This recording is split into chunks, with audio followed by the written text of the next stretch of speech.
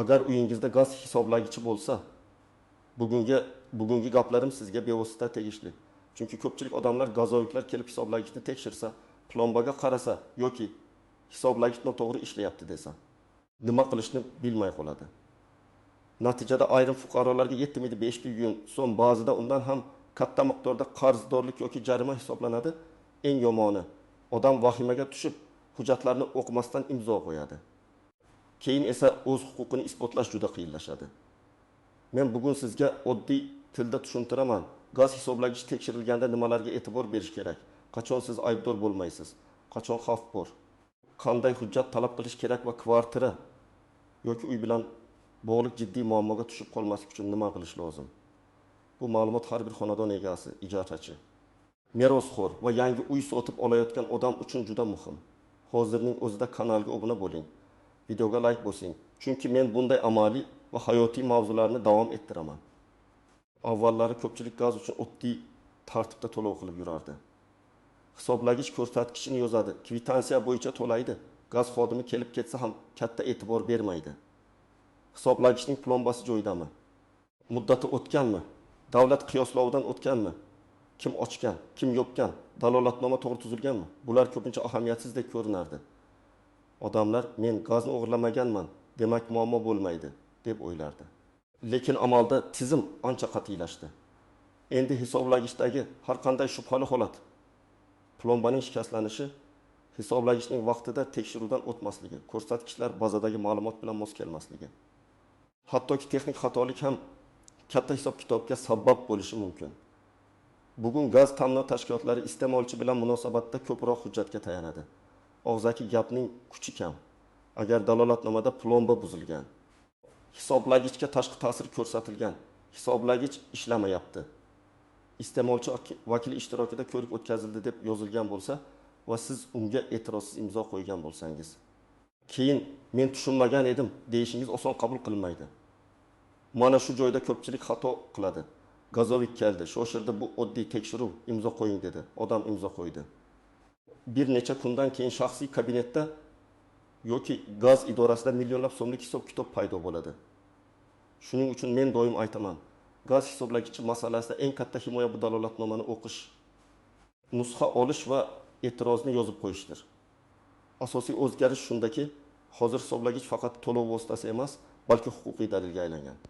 Siz qancha gaz ishlatganingiz, qachondan beri qarzdorlik borligi, hisoblagichga aralashuv bo'lganmi yoki yo'qmi? Hammasi shu qurilma, plomba, ko'rik davlatnomasi va bazadagi ma'lumot orqali baholanadi. Agar hisoblagich ishlamagan deb topilsa, tashkilot sizga o'rtacha sarf quvvat, xonadondagi gaz jihozlari soni yoki belgilangan me'yorlar asosida qayta hisob-kitob qilishi mumkin. Mana shu qayta hisob-kitob ko'p hollarda 7,5 so'm yoki undan yuqori summaga chiqib ketadi. Masalan, kvartirada gaz plitasi bor, isitish markazlashgan. Odam oyga odatda 20 ming yoki 40 ming so'm atrofida to'lab yurgan. Bir kuni tekshiruvda plomba shikastlangan deb yozildi. Agar tashkilot hisoblagich ko'rsatkichiga ishonib bo'lmaydi deb hisob qilsa, ma'lum davr uchun me'yor bo'yicha qayta hisoblash boshlanadi. 6 oy, 20 yil yoki aniqlangan davr bo'yicha summa yig'ilib, birdan millionlab so'mga chiqishi mumkin. Odam hayron qoladi. Men har oy to'lab yurgan edim-ku. Ha, to'lagansiz, lekin ular to'lov hisoblagich noto'g'ri ishlagan davrida kam hisoblangan deb aytishi mumkin. Shu sababli masala oddiy qarzdorlik emas, aynan hujjat va texnik holat masalasidir. Yana bir misol. Uy egasi chet elga ishlashga ketgan, kvartirada qarindoshi yoki ijarachi yashagan. Gaz xodimlari kelganda uy egasi bo'lmagan. Dalolatnomaga ijarachi imzo qo'ygan. Keyin qarzdorlik mulkdor nomiga tushgan. Mulkdor qaytib kelganda men uyda yo'q edim dedi. Lekin gaz tashkiloti uchun abonent kimning nomida bo'lsa, javobgarlik odatda shu shaxsga bog'lanadi. Shuning uchun agar siz uyingizni ijaraga bergan bo'lsangiz, gaz, elektr, suv hisoblagichlari holatini ijara shartnomasida alohida yozing, ko'rsatkichlarni rasmga oling, plombalarni tekshiring va ijarachiga hech qanday xodimga men gaplashmasdan imzo qo'ymang deb tushuntiring. Birinchi navbatda eski hisoblagichi bor xonadonlar ehtiyot bo'lishi kerak. Har bir hisoblagichning qiyoslov muddati bo'ladi. Bu muddat o'tib ketgan bo'lsa, hisoblagich ko'rsatkichlari bo'yicha bahs chiqishi mumkin. Odam hisoblagich o'zi ishlab turibdi-ku deb o'ylaydi. Lekin huquqiy tomondan uning tekshiruvdan o'tganligi muhim. Agar muddati o'tgan bo'lsa, siz o'z vaqtida ariza berib, hisoblagichni qiyoslovdan o'tkazish yoki almashtirishni talab qilishingiz kerak. Buni og'zaki emas, yozma yoki elektron murojaat shaklida qilish foydali. Ikkinchi xavf guruhi bu uyni yaqinda sotib olganlar. Ko'p odamlar uy olayotganda faqat kadastr, kommunal qarzdorlik va ro'yxatdan chiqarish masalasiga qaraydi. Lekin gaz hisoblagichining plombasi oxirgi tekshiruv sanasi, shaxsiy hisob raqamidagi tarix, dalolatnomalar bor yo'qligini tekshirmaydi. Natijada eski egadan qolgan texnik muammo yangi egaga bosh og'riq bo'lishi mumkin. Men uy sotib olayotganlarga doim aytaman. Shartnoma tuzishdan oldin gaz idorasidan qarzdorlik yo'qligi haqida ma'lumot oling, hisoblagich ko'rsatkichini suratga oling, plomba raqamini yozing. Sotuvchi bilan topshirish qabul qilish dalolatnomasi qiling. Dalolatnomada gaz hisoblagichi ko'rsatkichi falon, plomba raqami falon, tashqi shikast yo'q deb yozilsa, keyingi bahsda qo'lingizda dalil bo'ladi. Uchinchi xavf guruhi bu hovli uy egalari. Chunki hovlida gaz jihozlari ko'proq bo'ladi. Plita, isitish qozoni, suv isitgich, ba'zan qo'shimcha qurilmalar. Agar hisoblagich noto'g'ri ishladi deb topilsa, hisob kitob ham katta chiqishi mumkin. Masalan, isitish qozoni bor uyda qish faslida me'yoriy sarf yuqori bo'ladi. Agar 5 oy uchun qayta hisoblash qilinsa, summa oddiy kvartiraga qaraganda ancha katta bo'lishi mumkin. Shuning uchun hovli egalari hisoblagich shkafi, plomba, gaz quvurlari va jihozlar ro'yxatini doim nazorat qilishi kerak. Agar sizning hisoblagichingiz yangi, plombalari butun, qiyoslov muddati o'tmagan, to'lovlaringiz muntazam, ko'rsatkichlar shaxsiy kabinetda mos, gaz xodimi kelganda dalolatnomani o'qib imzo qo'yadigan odatingiz bo'lsa, sizda xavf ancha past. Lekin men xavotir qilmayman degani umuman e'tibor bermayman degani emas. Chunki ba'zi muammolar siz aybdor bo'lmasangiz ham paydo bo'ladi. Masalan, hisoblagich zavod nuqsoni sabab to'xtab qolishi mumkin. Plomba tashqi ta'sirsiz eskirib, simi uzilishi mumkin. Gaz xodimi avvalgi ko'rikda raqamni noto'g'ri kiritgan bo'lishi mumkin. Bunday holatda sizni himoya qilgan narsa aybsizligingiz haqidagi gap emas, balki o'z vaqtida qilingan murojaat, suratlar, kvitansiyalar va dalolatnomadagi e'tirozdir. Agar hisoblagichda g'alati holat sezsangiz, masalan raqamlar yurmay qolsa, gaz ishlatilmayotgan paytda ham aylansa, ekran o'chsa, shovqin chiqsa yoki plomba joyida bo'shash ko'rinsa, kutib o'tirmang. Mayli, keyin gazovik kelganda aytaman demang. Chunki keyin tekshiruvda ular nima uchun o'z vaqtida xabar bermadingiz deb so'rashi mumkin. Shu sababli darhol gaz ta'minoti tashkilotiga murojaat qiling. Murojaat raqamini oling. Imkon bo'lsa surat va video saqlang. Bu sizning halolligingizni ko'rsatadigan eng kuchli dalildir. Birinchi misolni olaylik. Bir oilada hisoblagich oshxona devorida turadi. Uyda ta'mir bo'lgan, ustalar devorni bo'yagan, hisoblagich atrofini artgan. Plomba simiga tasodifan tegilgan, u biroz egilgan. Oila buni muammo deb o'ylamagan. Oradan 2 oy o'tib tekshiruv keldi. Dalolatnomada plomba shikastlangan deb yozildi. Oila biz gaz o'g'irlamadik dedi. Lekin dalolatnomaga e'tirozsiz imzo qo'yib yubordi. Keyin ularga katta summa hisoblandi. Bu yerda asosiy xato nima? Birinchisi, plomba shubhali holatga kelgan zahoti xabar berilmagan. Ikkinchisi, tekshiruv vaqtida dalolatnomaga plomba ta'mir vaqtida tasodifan shikastlangan bo'lishi mumkin. Hisoblagichga aralashuv qilinmagan, ekspertiza talab qilaman deb yozilmagan. Ikkinchi misol. Pensiona ayol har oy bank orqali to'lov qilgan. Bir kuni shaxsiy kabinetda qarzdorlik 7.500 ming so'm bo'lib chiqqan. Oldingi tekshiruvda hisoblagich ko'rsatkichi bazaga noto'g'ri kiritilgan. BIM 2.3.5 o'rniga BIM 2.2.5 yozilgan. Keyingi oylar shu xato ustiga hisoblangan. Agar ayolda eski kvitansiyalar, hisoblagich suratlar va murojaatlari bo'lmaganida isbotlash qiyin bo'lardi. Shuning uchun men har bir tomoshabinga tavsiya qilaman, oyda bir marta hisoblagich ko'rsatkichini telefoningizga suratga oling. Suratning sanasi avtomatik saqlanadi. Bu oddiy odat, lekin millionlab so'mlik muammodan qutqarishi mumkin. Uchinchi misol, yangi uy sotib olingan. Notariusda hammasi rasmiylashtirilgan, sotuvchi kommunaldan qarzim yo'q degan. Xaridor ishonib olgan. Oradan bir oy o'tib gaz idorasidan eski davr bo'yicha dalolatnoma chiqqan. Hisoblagich qiyoslov muddati o'tgan ekan. Endi yangi egasi idoraga qatnayapti, sotuvchini topolmayapti. Bunday vaziyatning oldini olish uchun uy sotib olayotganda faqat qarzi yo'q degan gapga ishonmang. Gaz idorasidan yozma ma'lumot, shaxsiy hisob holati, oxirgi ko'rik va hisoblagich ma'lumotlarini tekshiring. Sotuvchi bilan alohida topshirish davlatnomasi tuzing. Bu ish 30 daqiqa vaqt oladi, lekin keyin oylar davomida yurishdan saqlaydi. Endi muhim nozik masalalarni tushuntiraman. Birinchisi, gaz xodimi kelgani uning hamma gapi avtomatik to'g'ri degani emas. U dalolatnoma tuzishi mumkin, lekin siz ham iste'molchi sifatida o'z fikringizni yozishga haqlisiz. Agar dalolatnomada siz rozi bo'lmagan jumla bo'lsa, rozi emasman deb yozing. Masalan, plomba buzilgan degan xulosaga qo'shilmayman. Mustaqil ekspertiza yoki qo'shimcha tekshiruv talab qilaman. Yoki hisoblagichga aralashuv qilinmagan holat men ishtirokimda batafsil tushuntirilmadi. Bu yozuv keyingi shikoyatda juda muhim bo'ladi. Ikkinchi nozik joy, dalolatnoma nusxasi. Ko'p odamlar imzo qo'yadi, lekin nusxa olmaydi. Keyin nima yozilganini ham bilmaydi. Men tavsiya qilaman, hech qachon nusxasiz qolmang. Agar qog'oz nusxa bermasa, telefoningizda suratga oling.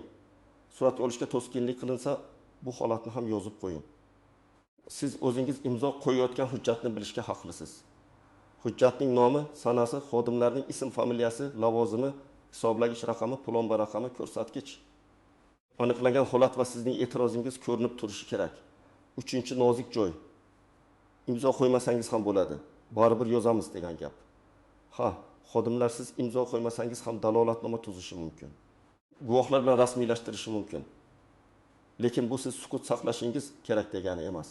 Agar siz rozi bo'lmasangiz, imzo joyiga rozi emasman deb yozib imzo qo'yish ko'pincha foydaliroq. Chunki umuman imzo qo'ymasangiz, ular iste'molchi imzodan bosh tortdi deb yozishi mumkin. Albatta, har bir vaziyat alohida baholanadi. Lekin asosiy qoida shuki, o'z pozitsiyangizni hujjatda qoldiring. 4-nozik joy, gazni uzish va qarzdorlik. Agar katta summa hisoblangan bo'lsa, darhol vahimaga tushmang. Avval hisob-kitob asosini talab qiling. Qaysi davr uchun hisoblangan, qaysi me'yor yoki formula bilan, qaysi dalolatnoma asosida, qaysi qaror yoki qoidaga tayangan. Oldingi to'lovlaringiz inobatga olinganmi? Hisoblagichning oxirgi qiyoslov sanasi qachon? Mana shu savollarni yozma bering. Ba'zan odamlar summani ko'rib qo'rqib, qarzga kirib to'lab yuboradi. Keyin qaytarish ancha qiyin bo'ladi. Agar hisob noto'g'ri bo'lsa, avval e'tiroz tartibida tekshirtirish kerak. 5-nozik joy, kvartirani yo'qotish haqidagi vahima. Gaz qarzi sabab darhol uy olib qo'yiladi degan gapni to'g'ridan to'g'ri tushunmaslik kerak. Odatda qarzdorlik bo'lsa, tashkilot talabnoma yuboradi. Keyin sudga murojaat qilishi mumkin. Sud qarori bo'lsa, majburiy ijro masalasi paydo bo'ladi. Majburiy ijroda qarzdorning mol-mulki, bank hisoblari yoki boshqa aktivlarga nisbatan choralar ko'rilishi mumkin. Yagona uy-joy, oila a'zolari huquqi, qarz miqdori, sud qarori kabi juda ko'p omillar bor. Lekin bu e'tibor bermasa ham bo'ladi degani emas. Aksincha, katta qarzdorlikni hujjatsiz qoldirsangiz, sudgacha borishi, xarajatlar qo'shilishi, ijro yig'imi paydo bo'lishi mumkin. Shuning uchun muammoni boshda hal qilish eng to'g'ri yo'l. Endi eng muhim qism. Siz aniq nima qilishingiz kerak?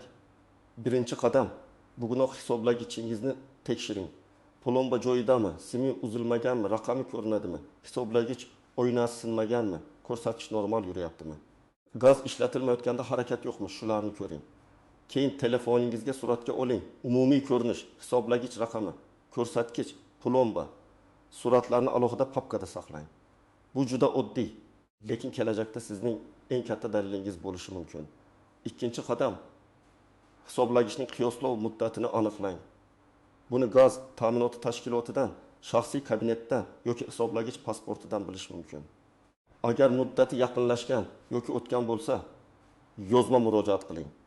Murojaatda xonadonimdagi gaz hisoblagichining qiyoslov muddati bo'yicha ma'lumot berishingizni, zarur bo'lsa belgilangan tartibda qiyoslovdan o'tkazish yoki almashtirish choralarini ko'rishingizni so'rayman deb yozing. Murojaat raqamini saqlang. Telefon orqali aytib qo'yish yetarli emas. Chunki keyin murojaat bo'lmagan deyishlari mumkin. 3-qadam, to'lovlarni tartibga keltiring. Har oy to'lagan kvitansiyalarni tashlab yubormang. Elektron to'lov bo'lsa, cheklarni yuklab oling yoki skrinshot qiling. Shaxsiy hisob raqamingizni tekshirib turing. Agar kutilmagan qarzdorlik chiqsa, darhol sababini so'rang. Keyin bilarman deb qoldirmang. Chunki qarz o'sib borishi ustiga penya yoki boshqa xarajatlar qo'shilishi mumkin. 4-qadam. Tekshiruv kelganda o'zingizni to'g'ri tuting. Xodimlardan guvohnoma so'rang. Qaysi tashkilotdan nima maqsadda kelganini aniqlang. Hisoblagichni ko'rayotganda yonida turing. Dalolatnoma tuzilsa, boshidan oxirigacha o'qing. Tushunmagan joyingizni so'rang. Bo'sh joy qoldirilgan bo'lsa, chiziq tortilishini talab qiling. Hisoblagich ko'rsatkichi, plomba raqami, sana va vaqt to'g'ri yozilganini tekshiring.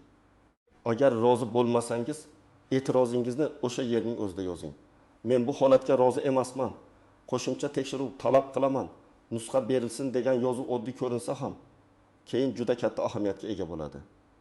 5-qadam. Agar sizga 7.500.000 so'm yoki boshqa katta summa hisoblangan bo'lsa, avval yozma ravishda hisob-kitob tafsilotini talab qiling.